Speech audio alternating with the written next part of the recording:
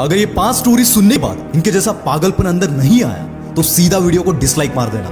पर अगर अंदर कहीं आग लगे तो वीडियो को लाइक और चैनल को सब्सक्राइब करके ही जाना। So let's start the video.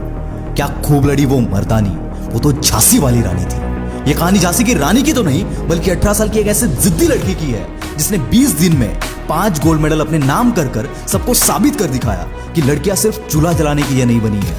लड़कियां भी जीत सकती है, लड़कियां भी अपने सपनों के लिए पागलों की तरह मेहनत कर सकती है। स्ट्रगल के वक्त जिस बंदी के पास पहनने के लिए शूज तक नहीं थे, आज वही बंदी एडिडास जैसे बिग ब्रांड की ब्रांड एम्बेसडर है। सक्सेस इससे ज्यादा क्या हो सकता है? लोग कहते हैं हमारे पास फैसिलिटीज नहीं थी इसलिए हम कामयाब नहीं हुए। पर दोस्त, तुम्हारे पास कमी उस फैसिलिटीज की नहीं, उस पागलपन की है जो हर विनर में, हर कामयाब बंदे में तुम्हें देखने मिलेगा। इस बंदी के पास ना कोई ट्रेनिंग फैसिलिटी थी, ना कोई कोच था, बस था तो अपने गेम के लिए वो जुनून, वो पागलपन। मुसीबतें इनके जिंदगी में भी आई पर इनका ध्यान मुसीबतों पे नहीं, अपने मंजिल पे था। और यही चीज हमें इस बंदी से सीखनी चाहिए कि साला कितनी भी मुसीबतें आए, अपना ध्यान अपनी मंजिल से कभी हटना नहीं चाहिए। और जब इस लेवल का पागलपन तुम अपने अंदर लाओगे तो दोस्त, इन पागलों की लिस्ट में अगला नाम तुम्हारा होगा। अगली कहानी एक ऐसे स्ट्रगलर की है जिसके पागलपन की कोई हद नहीं। इस स्ट्रगलिंग एक्टर के पास ना काम था ना पैसा, मजबूरी के चलते बीवी के गहने तक बेचने पड़े। असली मुसीबत तो तब आई जब लैंडलॉर्ड ने उसे घर से हकाल दिया। कई दिन कई रातें इसने बस स्टॉप पर गुजारी। खुद की भूख मिटाने के लिए उसे अपने जान से भी ज्यादा प्यारे कुत्ते को $25 में बेचना पड़ा। जब ये काम ढूंढ रहा था तब इसने मोहम्मद अली की बॉक्सिंग देखी और इस बंदे के अंदर का पागलपन जग गया। इस बंदे ने 20 घंटे जग कर एक मूवी की स्क्रिप्ट लिख डाली। प्रोडक्शन हाउस वालों को ये स्क्रिप्ट इतनी पसंद आई कि वो स्क्रिप्ट के लिए $1,25,000 देने के लिए तैयार हो गए। पर इसकी जिद तो अलग ही थी। इसने शर्त रखी कि इस मूवी में वो खुद लीड एक्टर का रोल करेगा। प्रोडक्शन हाउस वालों ने इसे मना कर दिया। कुछ दिनों बाद उन्होंने इस बंदे को $2.5 लाख का ऑफर दिया, लेकिन ये जिद्दी बंदा फिर भी नहीं माना। आखिरकार इसके पागलपन और जिद के आगे प्रोडक्शन हाउस वालों को झुकना पड़ा। मूवी रिलीज हुई जिसका नाम था रॉकी, जो कि सुपर डुपर हिट रही।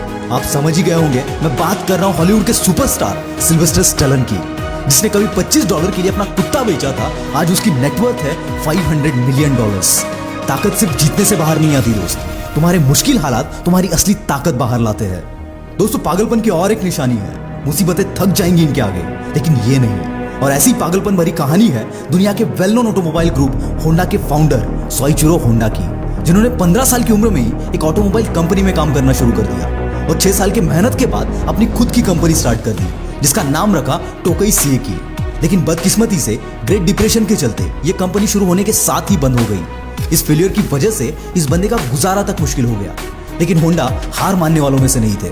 2 साल और मेहनत करने के बाद इन्होंने अपनी नई कंपनी शुरू कर दी। नाम रखा होंडा टेक्निकल इंस्टीट्यूट। पर जैसे कामयाबी के पहले किस्मत भी इनका इम्तिहान ले रही थी। वर्ल्ड वॉर के चलते इनकी कंपनी बॉम्ब ब्लास्ट का शिकार हो गई और पल भर में कंपनी के साथ सारे सपने जलकर राख हो गए। कोई नॉर्मल बंदा यहाँ पर हार्ट अटैक से ही मर जाता, पर इतना सब होने के बावजूद ये बंदा अपनी मुसीबतों के सामने झुका नहीं। वर्ल्ड वॉर 2 खत्म होने के बाद होंडा ने फिर से अपनी कंपनी खड़ी कर दी और इस बार कामयाबी को इनके आगे झुकना पड़ा। होंडा के सक्सेस के बारे में आज बच्चा बच्चा जानता है। दोस्तों, मुसीबतें आपको तोड़ेंगी और आपका पागलपन आपके मुसीबतों को। इसलिए अपने अंदर उस पागलपन को लाओ जो किसी मुसीबत को तुम्हारे सामने टिकने ही ना दे। दोस्तों, पागलपन इसे कहते हैं जब कोई हकलाने वाला बंदा सिंगर बनने का सपना देख ले। ये कहानी एक ऐसे लड़के की है जिसके सपने उसके सच्चाई से कभी मेल नहीं खाते थे। ये कहानी है एड शीरन की, जिसने शेप ऑफ यू और परफेक्ट जैसे कई सुपरहिट गाने गाए।